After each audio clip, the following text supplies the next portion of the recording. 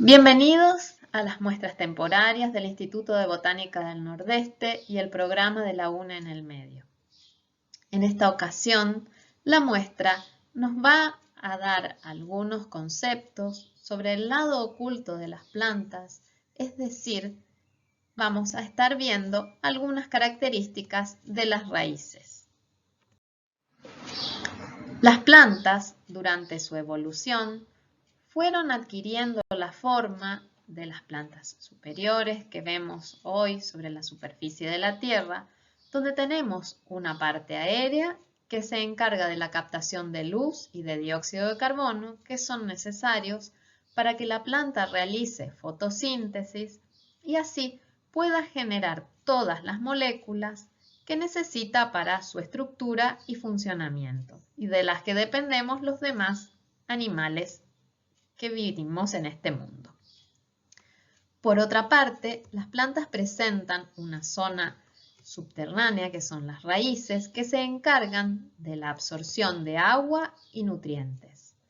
Pero tenemos que decir que estas raíces son órganos versátiles que cumplen múltiples funciones esenciales para la supervivencia de las plantas. Una raíz típica se caracteriza por una raíz principal, denominada pivotante, de la que emergen raíces laterales que a su vez se pueden ramificar. Eso es lo que conocemos como sistema radical alorrizo. Mientras que en otras especies la raíz principal embrional muere y se forma un sistema radical formado por numerosas raíces que tienen igual importancia. En ese caso hablamos de un sistema radical homorrizo. Con cualquiera de estos dos sistemas radicales podemos apreciar que las raíces van creciendo hacia el suelo porque presentan geotropismo positivo. Aquí podemos ver la germinación de una semilla de melón donde lentamente la radícula es la primera parte que emerge de la semilla e inmediatamente se orienta hacia la tierra, creciendo a través de su ápice y produciendo raíces laterales que van a facilitar la exploración del suelo.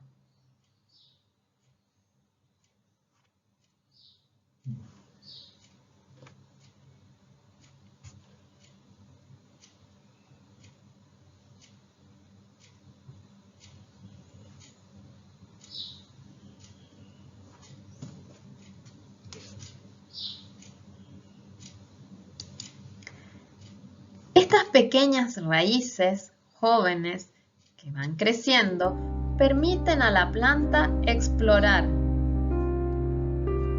la mayor parte de volumen de suelo en búsqueda de agua y nutrientes.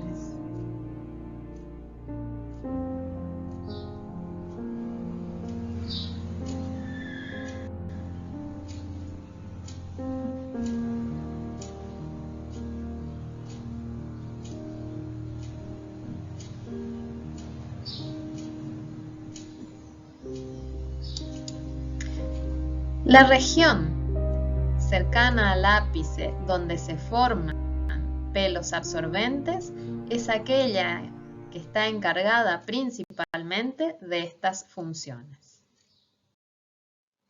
Si observamos con más detalle las partes más jóvenes de una raíz, podemos encontrar tres regiones principales. El ápice o extremo, que es la zona donde se encuentra el meristema, que es la parte de la raíz que va a producir nuevas células y es responsable del crecimiento de la misma. Después encontramos una región donde estas células se van elongando, van aumentando de tamaño y finalmente otra región que es la de los pelos absorbentes, encargada principalmente de la absorción de agua y nutrientes. Estos componentes ingresan a la raíz y se mueven hacia su interior, llegando finalmente a los tejidos vasculares, que son los que transportan el agua y nutriente al resto de la planta. Encontramos raíces de diferentes formas que cumplen funciones específicas, aunque todas son capaces de absorber agua y nutrientes. Por ejemplo, las raíces fibrosas y pivotantes cumplen esencialmente una función de anclaje de la planta al suelo, evitando que ésta se vuelque. Encontramos también raíces adventicias, que son las que emergen de órganos que no son raíces, como por ejemplo de los tallos, y permiten a estas plantas ascender sobre otras superficies, como por ejemplo muros o troncos de árboles. Y también encontramos raíces tuberosas que se encargan de almacenar sustancias de reserva. Un ejemplo de estas son las zanahorias, que durante el primer año de vida tienen una raíz que almacena sustancias de reserva que van a ser usadas en el segundo año para producir estructuras reproductivas. Sin embargo, no todos los órganos subterráneos son raíces. Vamos a ver algunos ejemplos. La cebolla está formada por hojas modificadas que se denominan catáfilas y almacenan sustancias de reserva. El tallo se encuentra en la base de esta estructura, es muy corto y a partir de él emergen raíces fibrosas. En el caso de la papa, el órgano de reserva que encontramos bajo tierra se denomina tubérculo y es un tallo subterráneo a partir del cual se forman yemas que en muchos casos se utilizan para la propagación vegetativa de esta especie. En el caso del jengibre, encontramos un tallo subterráneo, también, en este caso, que se denomina rizoma. A partir de este se producen los brotes que forman la parte aérea de la planta. En el caso particular del rabanito, el órgano que normalmente se consume es el hipocótilo, que consiste en la parte basal del tallo, como pueden ver en este video donde se aprecia la formación de este órgano reservante a partir de la germinación de las semillas.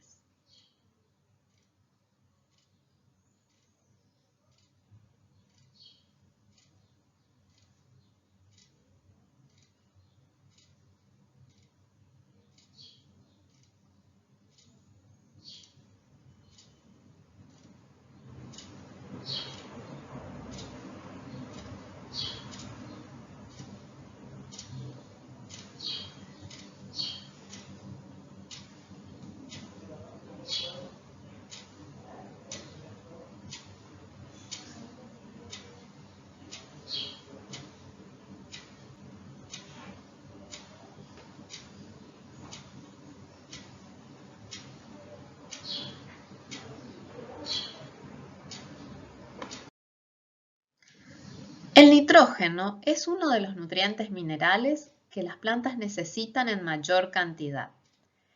Pese a ser muy abundante en la atmósfera, las plantas no lo pueden aprovechar de esa forma porque es una molécula muy estable. Para esto, en muchas especies, como por ejemplo en las leguminosas, encontramos una asociación simbiótica de las plantas con las bacterias. Estas bacterias se alojan en estructuras que se encuentran en las raíces y se denominan nódulos. Las bacterias sí pueden fijar el nitrógeno atmosférico en otras formas que sí pueden ser aprovechadas por la planta. A su vez, la planta cede carbohidratos que las bacterias necesitan para su crecimiento. Esta asociación simbiótica se da a través de la comunicación química entre las plantas y las bacterias, en modo tal que solo ciertas especies de plantas, de leguminosas, se pueden asociar con ciertas especies de bacterias. Esto da origen a la invasión de las bacterias de la raíz de la planta, formando estos nódulos donde se alojan y ambas especies de bacteria y la planta se benefician.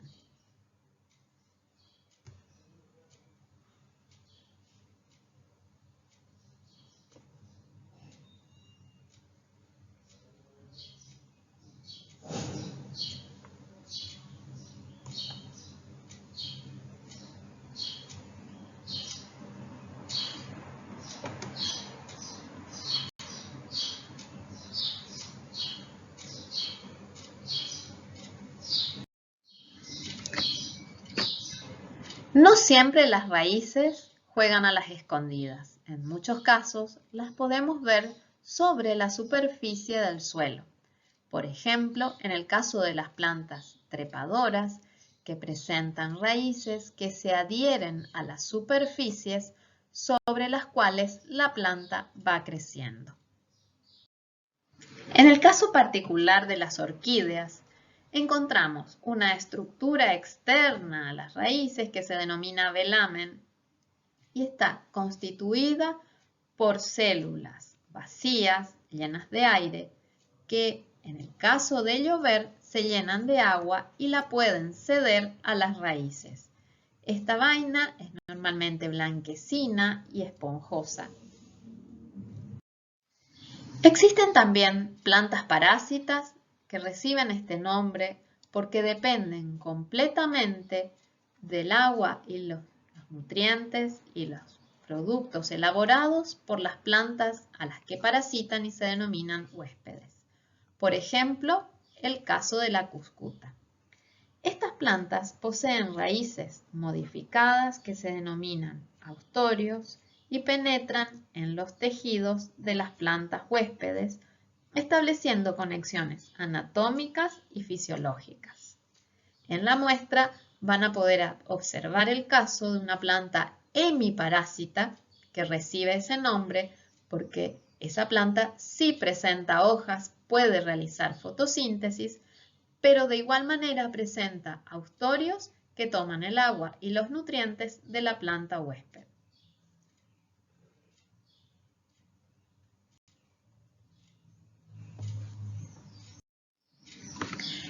En el caso de los manglares, que son plantas que crecen en la costa de los mares en agua salada, encontramos otro tipo de raíz característica que se puede observar por encima del suelo y se denominan neumatóforos. Estas raíces cumplen la función particular de tomar contacto con la atmósfera, con el aire, porque recordemos que estas plantas crecen en la costa del mar, y para esto presentan poros que se denominan lenticelas y permiten el intercambio gaseoso con la atmósfera. La botánica microscópica es el tema que presentamos hoy. Este es un proyecto de la Universidad en el Medio. Soy Ana María González, soy docente de la Universidad Nacional del Nordeste e investigadora del Instituto de Botánica del Nordeste.